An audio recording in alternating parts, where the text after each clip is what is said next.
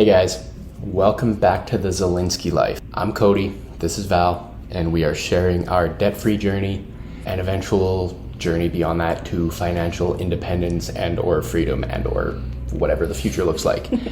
But today we wanted to talk to you about things. Baby, what are those things? And stuff. Also stuff. Things and stuff. Kind of things and stuff, babe.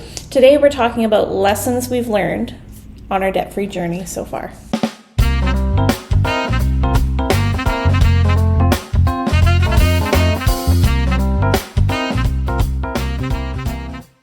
Yeah, because even though we're not at the end of the road yet, we've been walking this trail for a very long time. Mm-hmm. There have been ups and downs. At one point, there was a trampoline and a spike pit. It's been nuts. And we want to share some of our thoughts and or lessons with you guys to hopefully make things easier for you. So, babe, what's point number one? Number one is Gazelle Intensity is not sustainable over the long term. Yes. For most people, there will be some with the exceptions. Exception of like the one or two people on earth that kind of just really get off on like that type of deprivation and like all hands on deck mentality. It's not sustainable over the long term for people. Mm-hmm. Personally, for us, it really created a lot of resentment and not yo-yo dieting because that's dieting, but that type of up and down, on the wagon, off the wagon. I think cumulatively over the 7 years we've been together, we have actually paid off more than $100,000 in debt. Yeah, when we first got together, we both of us combined had something like $60,000 worth of debt. Mm-hmm. And over the first 4 years of our relationship, I think we spent well over $100,000 trying to pay that off, and before a few things that happened recently, we still had like 30 to go. And so like on our YouTube channel, we've only really documented the last handful of years. The last handful of years. So we like our official debt-free journey that we're documenting is to pay off $66,000 of debt, and we've paid off about 34,000 or something like that. We have less than 30 left to go now. It was a lot of mistakes of like we would go so hard, so fast, make all this progress. Something would happen. We'd hammer out, get our $1,000 emergency fund, and dump everything else onto debt, make a ton of headway. And then an unexpected expense, I would lose my job, something would come up and I'd have to take time off work. And we just ended up digging ourselves a hole often deeper than what we had filled in initially. Yes. Like we are like some of our low points, guys, like we had to move back into my dad's basement. Well, not back in, we weren't living with him, but like we had to move into my dad's basement because we literally could not afford to live on our own anymore. And then we took on more debt to try and survive. And then it just... Gazelle Intensity is not sustainable for the long term. We wasted a lot of years doing it that way, and I think we would have made more progress had we just had a realistic plan and stuck to it. Like we tried to run a marathon in short sprints. We'd go as hard as we possibly could, exhaust ourselves, need to recover, start again, and it just wasn't a consistent effort. Which kind of leads us into the next point of it's important to save for irregular expenses, which is something we didn't do in the beginning. We didn't really understand sinking funds per se. We kind of bought into the conventional wisdom wholesale, and if you've been around the personal finance sphere for a while, chances are you've come across a few of the big names in the industry, and you've heard of things like $1,000 emergency fund, scorched earth, beans and rice and beans, and there's definitely a place for that, but it is not a one-size-fits-all situation. So learning to save for regular expenses was huge for us. Once we kind of got that handled, it saved us from going back into debt with a lot of things. And that ties into as well that you need more than $1,000 emergency fund. It's just not enough. Because like, in my opinion, if you drive, you're gonna have vehicle maintenance. You're gonna have to replace tires. If depending on what your benefit situation is like, you're gonna have to pay for the dentist, for eyeglasses, for whatever. Those things are coming. and they're way less likely to derail you if you don't wait until the last minute to try to deal with them. Yeah. And the reason why I say more than $1,000 emergency fund is, yes, $1,000 will cover most emergencies. But in the event that you lose your job, which frequently happens around here. Every 1 to 3 months. Yeah, just because of the nature of Cody's work. It's very volatile. $1,000 doesn't even cover our rent. So if we only had $1,000 saved, it would literally take not even a month. It would take a matter of weeks for us to run out of money and then have to rack up debt in order to survive. Yeah. I mean, we can only sell so much stuff. We can only do so many side hustles to make money. Like our rent alone is $1,500 a month. So once you run out of that $1,000, what do you do? Yeah. So I think you need at least a month of your expenses saved up. At least 1 month. Yeah. If not more. From the psychological perspective, we found I've had a very hard time in the past with the idea of draining my savings account to put it towards debt because then I lose that security net. But psychologically, if you know that you're set for a month, if you lose your job today, if your bills are covered for a month, it makes it much easier for you to want to go intense on paying off the debt. Yeah, exactly. Another thing for us over the last few years has been to find a balance that works for you. Depriving yourself of everything in favor of paying off debt for the long term can be really demoralizing. For Cody and I, we would give up literally everything. We wouldn't go to movies, we wouldn't dine out, we wouldn't give each other spending money. It was nothing. We wouldn't do extra driving to go anywhere. I don't know. We all have things that we like to spend money on, and if you really have to, you can give that up for 30, 60, 90 days in order to reach a specific goal. But I guarantee that if I were to look at Val and say, hey, no more spending money ever for the rest of your life, she'd say, hey, you want a divorce? I wouldn't. But it's a really difficult situation to put yourself in for the long term. Again, if it's just a matter of you're trying to catch up on bills, or maybe you're facing eviction that month, yes, cut out all the non-necessary stuff. But if your debt-free journey is going to take you 3 years, our tomorrow is not guaranteed. You're only going to live once, and I hate when people use that as an excuse to live recklessly, but I think it's very important to have that balance. You need to enjoy time with your friends and family and be present in the moment and make memories and live your life. For us, we really enjoy going out to eat together.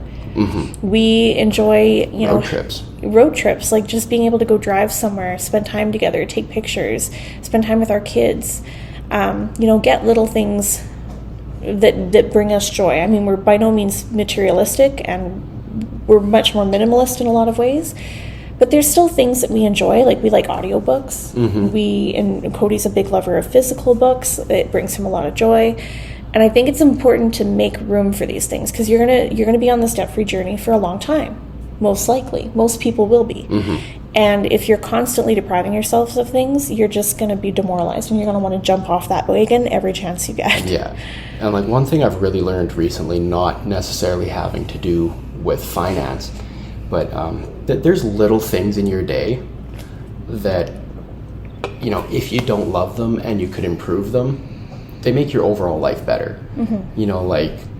Going to the bathroom to brush your teeth. If your situation is a cluttered mess and you don't want to spend that $100 on a different storage solution or whatever, then you're going to be going, 1 or 2 times a day into a situation you hate for the foreseeable future. And you're just miserable the whole time, kind of needlessly. Yeah. If there's something you can do to mitigate that, you should definitely give yourself permission to do it. And, don't hit it all at once, but put, $10 a month into a whatever fund that when it builds up, you can get over the toilet storage, under the sink storage, whatever the case may be, that will take away some of the pain points in your life and make you overall happier. It's one of the things I love about YNAB's idea around a wish farm, where they teach to still prioritize the things that you want, and to put these wish farm things into your budget and then Yeah. just contribute a little bit every month so that you can still have and enjoy the things that you want Yeah. while saving, while paying off debt. Yeah, leave them at the bottom of the priority list. If, like us, we like to budget a month ahead. So we'd finish up this month. By the time we had the next month budgeted, if there's any money left after that, that, we'd already done our savings and stuff, dump that, $5 into like the new phone fund. And then when it builds up, you can buy a new phone. Yeah. Another big thing for us that we've learned is to create a realistic plan to get you out of debt. And to not be discouraged if and when things change. Because they will. They will. Things have definitely changed for Cody and I over the years. We were both working full time. Between the two of us, we were making like $150,000, $160,000 When a we year. first got together and we were both working full time, we were bringing home, I think, 12 to 14 grand a month. And then some things completely outside of our control happened, and my industry basically just went scorched earth. Cody was pretty much unemployed for 2 straight years. Yeah. Within about a 6-month time period, we went from a household income of 14 grand a month to 3. It was very difficult. And like, we had a good savings at the time, but that did not last long. Yeah. And then when Cody did start going back to work more regularly, I wound up stepping away from my job. Well, even before you stepped away from your job, once I got back to work, our income only went up to like 6 or 7 grand a month, which is still quite a bit, but not what it was. Yeah. And then now we're just a single family, like a single income family with one child and another one on the way. So like, life is always going to change. You're going to be in different stages. And you want to have a realistic plan. Not something that's unsustainable, not something that just looks good on paper, something that is realistic, that you can stick to for the long term. And then you have to be willing to change that when life changes, when things come up. Don't bank on things that haven't happened yet. Like the old saying says, a bird in the hand is worth 2 in the bush. Because budgeting is really easy, if I get $100 an hour raise and this, that, and the other thing, and if the banks close and just eliminate all our debt, like, you can't bank on that. If you try to, it's going to hurt you in the long run. It's much better to have a real picture and a real plan for your situation. And really important is to just stay the course. Like, just keep going. Stuff's going to happen. Life's going to change. Unexpected things are going to come up. Just do your best and keep going. Keep moving forward. Don't give up. You can always get back on the horse. But the whole reason why we say is a realistic plan is because, again, the perfect plan never used. It doesn't work. Yeah. So if you create this in an ideal situation, in an ideal world, this is what I would put towards my debt, and this is how quick I can get out. But then it's not a realistic plan, and you can't actually stick to it. You're not going to use it. Yeah. And you're never going to get out of debt. And that applies to all realms of life. Like, I've tried getting in shape and dropping body weight and getting fit a bunch of times. And I'll tell you, the plan says to eat like 2,000 calories a day. No. I hate being hungry. With a passion. Hangry is a real thing. Yeah. Yeah, you think road rage is bad. You ain't never seen nothing like Cody. You're missing a meal. And slow and steady. Right? Like, these are all kind of the same thing. Go fast and steady if you want. The key is steady, but slow and steady wins the race. For us, slow and steady has been the way. I think we've made more progress in the last 8 months than we have in a long time. Yeah, we've made more progress with the scenic route than we ever have with the direct route. And it's because it was more sustainable. It was more realistic. And even though it's a slower space, sorry guys, my pregnancy brain is like out to lunch right now. Even though it's a slower pace, it's been steady progress. Yeah. And that's so important. Another one that I've literally written in all caps is, don't take on more debt. Don't take on more debt. If you're in a ship that's sinking, no good comes from putting more holes in the boat. If you're in a hole, stop digging. Yeah. I know this sounds common sense, but I cannot tell you how many times Cody and I have been guilty of this. Not at all in the recent, year or two. Not recently, but like, we have increased credit card limits in order to pay bills. We have traded in cars to buy a new car, because we're like, oh, if we trade in 2 cars and then take one back. To be fair, that move did actually streamline our budget quite a bit. Monthly. But it increased our debt load. By a massive a amount. lot. So much. So much. And then that vehicle later wound up getting repoed because we couldn't afford it anymore. Yeah. Yeah. Which, if you want to hear that story, we'll, write about it in the comments or on our blog or something like that. Which was years ago. Again, a long time ago. We've learned from these things. Yeah. But the point is, don't take on more debt. We've also tried consolidating, where we just took out a loan at our bank for a lower interest rate and threw everything into that. And we're like, oh, this is great. We just have one payment to do now. That's now included in our OPD program. Yeah. Which is, if you're new here, it's almost like having claimed bankruptcy, only not as bad. Barely. So yeah, you definitely don't want to take on more debt. Yeah. Which, if claiming bankruptcy is getting stabbed, like the OPD is just getting punched real hard. Yeah. So right below that, I've just written down, you can't outsmart your debt, which is essentially what we were just saying. You can't borrow your way out of debt. Yes. And by doing so, you're encouraging bad habits, and it opens you up to getting into more debt. Yeah. And the whole point of the whole debt-free journey is to eventually get debt-free. Is to not be in debt anymore. So, I know a lot of this maybe sounds really straightforward. On paper, it sounded really simple to Cody and I. Yeah. But I'll tell you... Until we tried living it and made every single one of these mistakes multiple times. Yes, we've made a lot of mistakes. Repeatedly and with great vigor. But I'm glad for our journey. I'm glad for what we've learned. If everything went easy, nobody would ever learn anything. That's right. I would love to hear from you guys. What are some of your biggest mistakes that you've made? What are the biggest lessons you've learned on your debt-free journey? Are you still in your debt-free journey? Are you out of it? Are you debt-free? Because if you are, that's exciting. Or maybe you're just about to start your debt-free journey. We would love to hear from you guys. Yeah, maybe it never even occurred to you that would be something worth doing. Honestly, it didn't to us until we heard somebody else talk about it. And we were like, yeah, that sounds like a good idea. I want to not have debt. Yeah, it was literally someone said they were planning to get out of debt, and I was like, yeah, that's a good plan. I'm working on that too. I grew up in a household where the mindset is very much, you will always be in debt. Debt's just a normal part of life. And now that I've seen the other side of it, I feel like debt is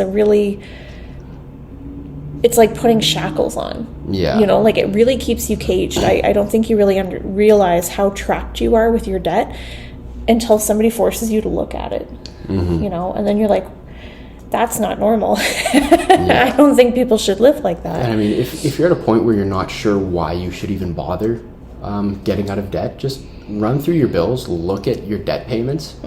Right now, your car payments, if you financed your phone through Carrier or something like that, it's your credit cards, the $10 a month, the credit card. Look at all the money that goes to paying back things that you bought previously, and just think for a minute, what would your life look like if that money stayed with you instead of going elsewhere? Our minimum debt payments right now are the lowest they have ever been, and it's still over $1,200 a month. Yeah. Do you know what I can do with an extra $1,200 a month?